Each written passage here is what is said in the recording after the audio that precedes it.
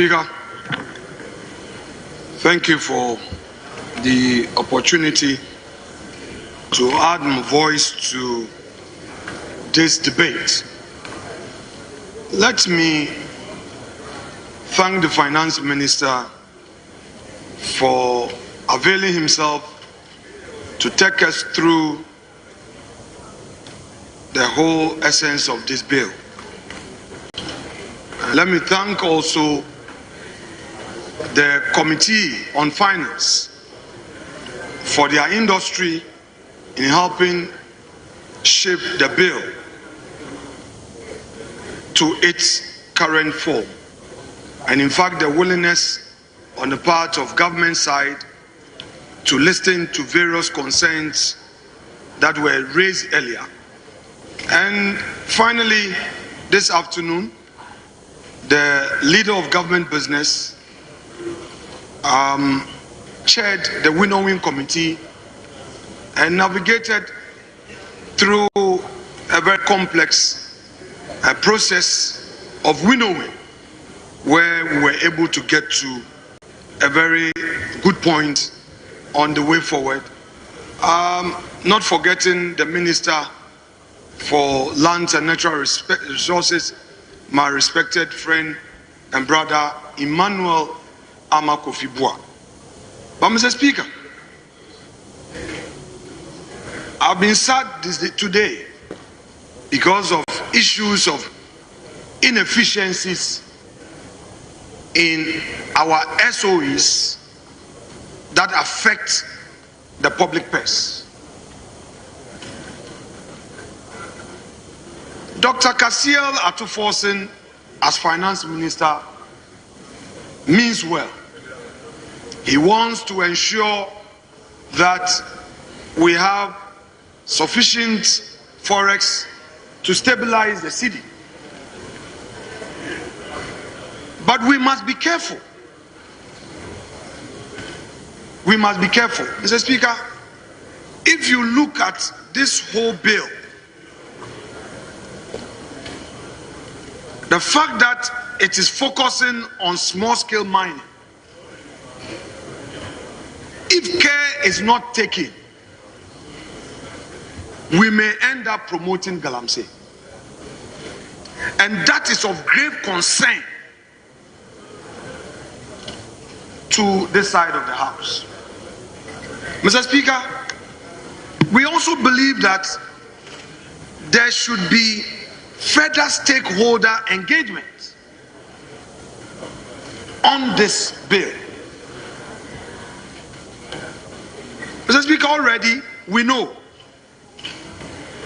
all the challenges that the SOEs are facing, the monies that we give to them from the states, and the drain on the public purse. Are we creating another bureaucracy? Couldn't we have conceptualized this and given it to the private sector to still achieve the same purpose?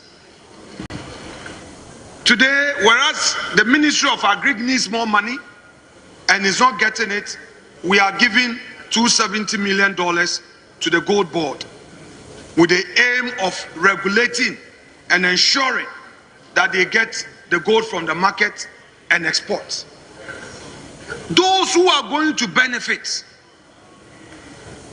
from this, if they don't pay back, what would the state do? And let's not pretend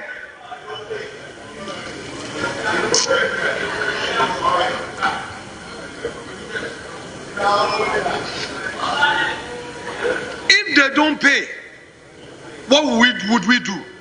Especially when they camouflage themselves as party activists, then they tie our hands. We must be careful as a nation. Mr. Speaker, I am worried. I am worried. I am worried. The way as a country we invest in some social interventions and ends up becoming a consumption must be of concern to all of us. Can't we allow the private sector to look for the capital to engage in a thing like this, where whilst the state would only be regulating without any investment by the state.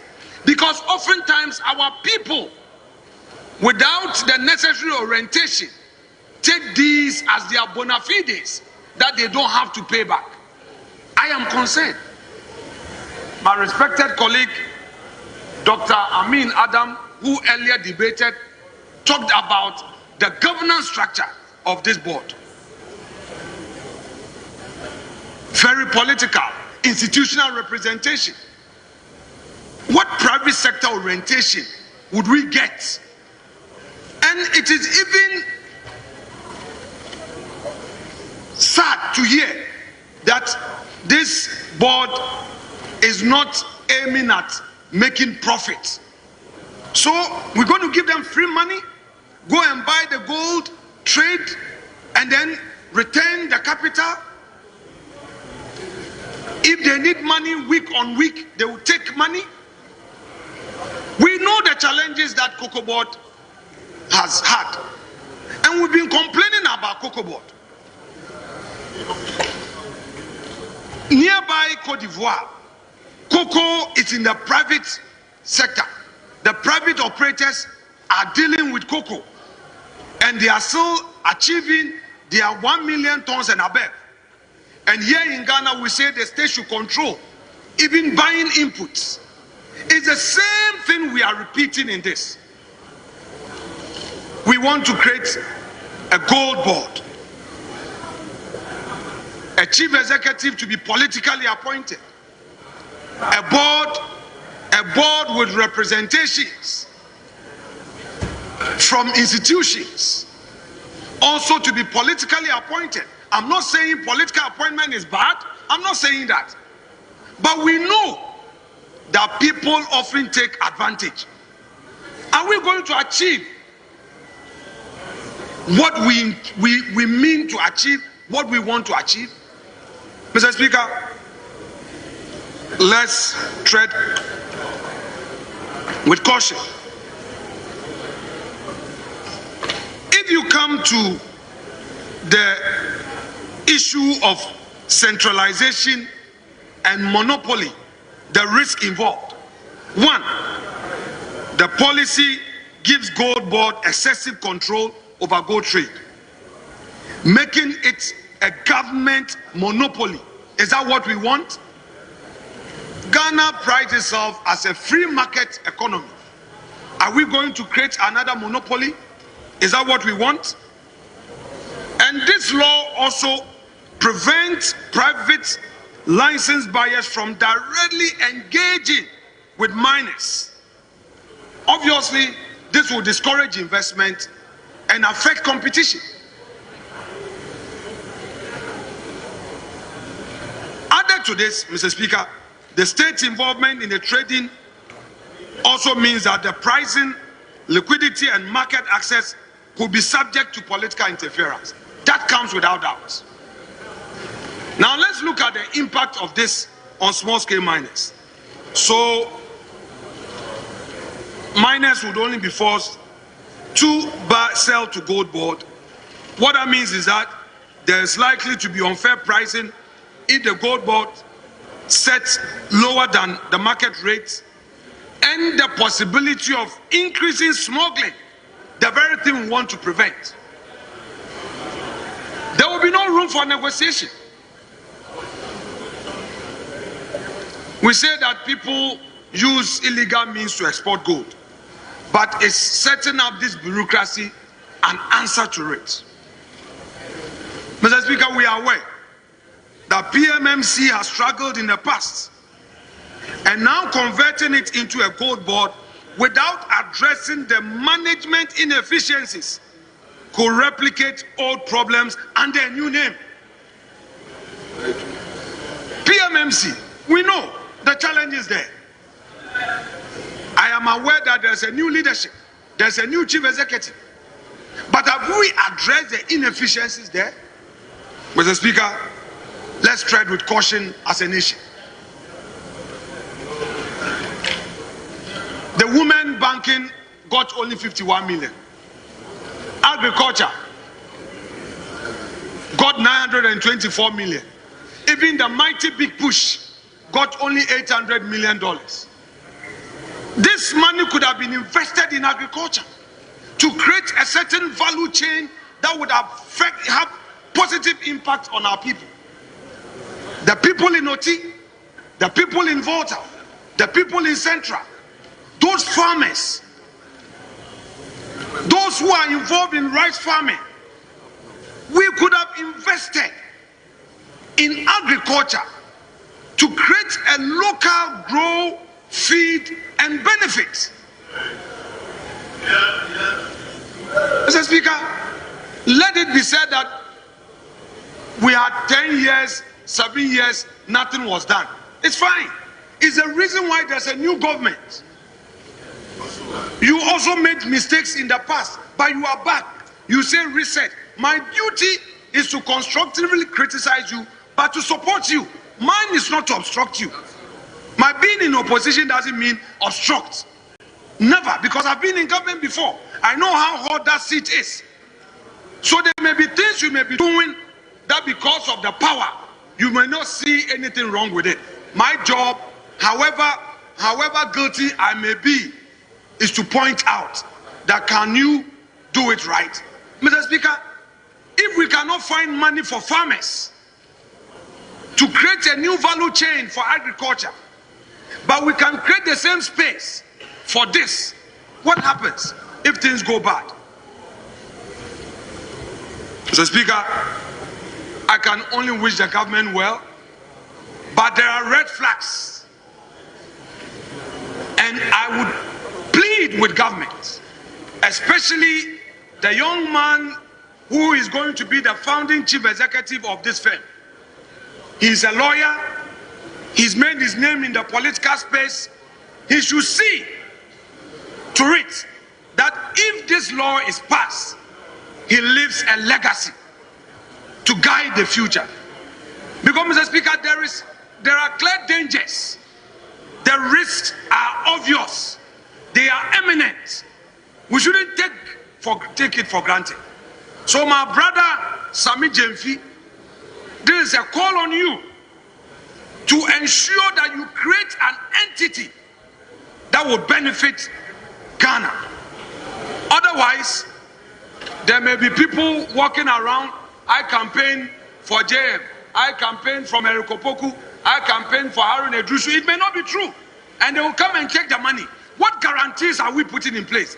If you take the money, are you going to post a guarantee that if you don't buy the gold, you will return the money? Mr. Speaker, this is a serious matter. My mathematics is not good, but multiply $270 million by 16. What do you get? 279 million. Multiply it. 279 million by 16.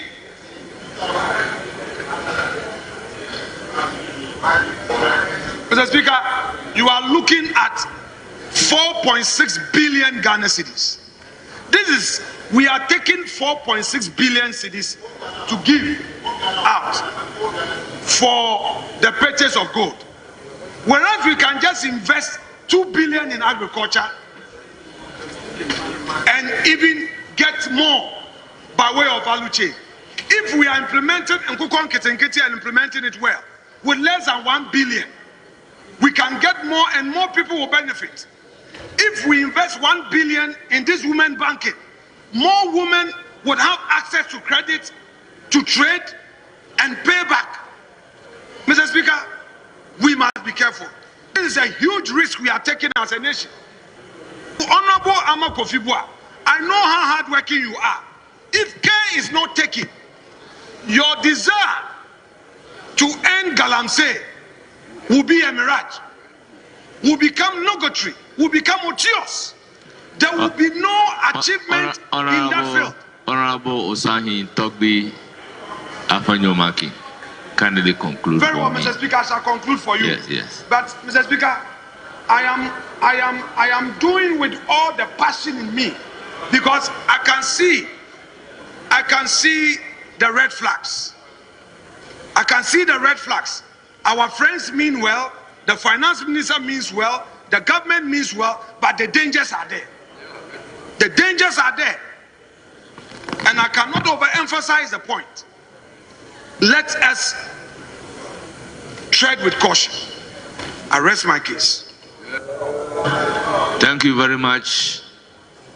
Now, the industry. Before you add your voice, the majority side is being unfair, especially the backbench. Of all the contributions that came from the minority, your leader spoke and said, yeah, yeah. As for us, we don't deserve yeah, yeah. Yes, they have said here for the minority.